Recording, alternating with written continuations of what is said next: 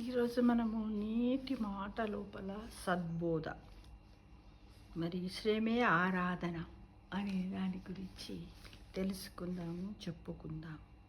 కొద్దిమంది ఫిలాసఫర్స్ ఒక ఒపీనియన్ ద్వారా. ఓకేనా మిత్రమా? ఏంటి అంటే, దేహమే దేవాలయం, దేహమేరా దేవాలయం అని పాట కూడా ఉంది కదా. దేహమే దేవాలయం అంటారు విజ్ఞులు. మన దేహమే ఒక దేవాలయం అని మనం అనుకోవాలి. దేహము ఆరోగ్యంగా ఉండాలంటే అది ఆరాధన చేస్తూ ఉండాలి. ఆరాధన అంటే వేరే ఏదో కాదు, శ్రమ. వర్క్ ఈజ్ వర్షిప్ అనే నానుడి కూడా ఉంది. పనే అసలైన ఆరాధన. శ్రద్ధగా శ్రమిస్తే దేహం బాగుంటుంది, దేహం బాగుంటుంది. శ్రమలేని దేహము శక్తిని కోల్పోతుంది, కళావిహీనంగా కూడా ఉంటుంది మిత్రమా. అయితే మన చైనా ఫిలాసఫర్ కన్ఫ్యూషియస్ అనే ఒక ఫిలాసఫర్ ఏం చెప్పాడంటే, దాదాపు 3000 ఏళ్ళ పూర్వ కాలానికి చెందినవారు. ఎవరు? చైనా తత్వవేత్త. ఒకసారి ఆయన ఒక పల్లెటూరికి వెళ్ళాడట. అక్కడ తోటలో వృద్ధ తోటమాలిని అతని కుమారుని చూశాడట. వారు ఎంతో కష్టపడి బావిలోంచి నీరు తోడుతూ ఉండడం కూడా గమనించాడట. వారిపై కన్ఫ్యూజస్కు జాలి కలిగింది. ఎవరికి? చైనా తత్వవేత్తకి జాలి కలిగింది.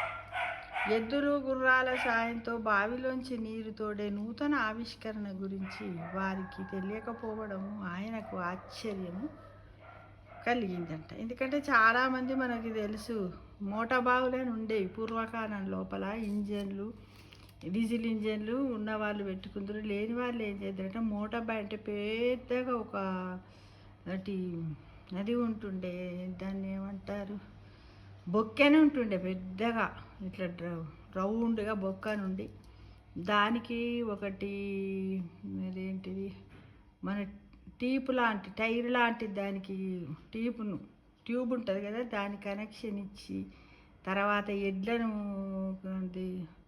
దాన్ని ఏమంటారు కావడిలాగా కట్టి ఎద్దులతోటి 2 ఎద్దులను ముందుకు కొట్టుకుంటూ పోతే బొక్కర పైకి వచ్చేది. మళ్ళీ వెనక్కి రివర్స్ వస్తే బొక్కర కిందికి పోయి దాంట్లో మునుగుతుండే. దాన్ని మళ్ళీ ఇంత దూరానికి పోయిన తర్వాత ఆ నీళ్ళను ఒక కాలువలోకి పంపిస్తారు. ఆ విధంగా పంటలను పండించేవారు మిత్రమా.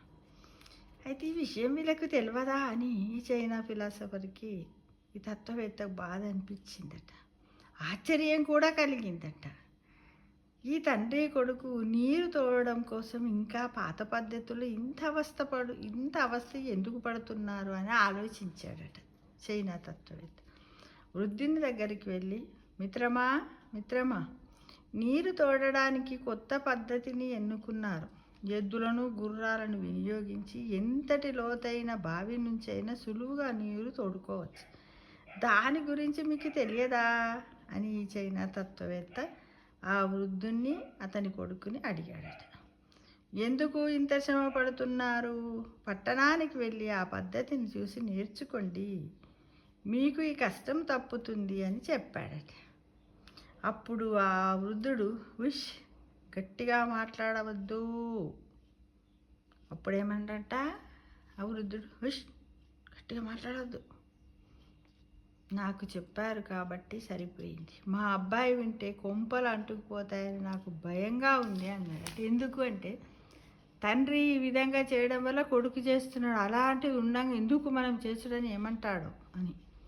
మీరేమంటున్నారో నాకు అర్థం కావటం లేదు. నేను చెప్పింది మీ మంచికే కదా, మీ అబ్బాయి వింటే ఏమవుతుంది అని అడిగాడు కన్ఫ్యూషియస్.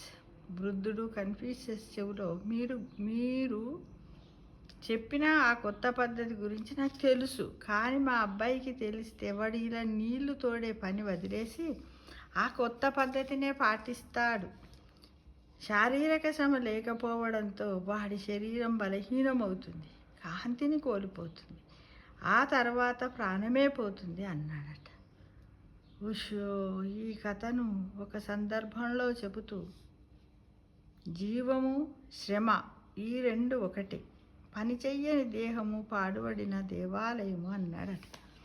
ఏమి పని చేయకుండా ఏ వ్యక్తులైనా ఉన్నట్టయితే వాళ్ళ యొక్క దేహము పాడుబడిన దేవాలయం లాంటిదని ఈ వృద్ధుడు చెప్పాడనమాట. అంటే ప్రతి మనిషి, మనము పుట్టినమా, మనకు పనిచేసే అర్హత వచ్చిందా, అప్పటి నుండి మనము చనిపోయే వరకంటే మన శరీరంలో ఉన్నటువంటి అవయవాలు సహకరించినంతసేపు పనిచేస్తూ ఉండాలి.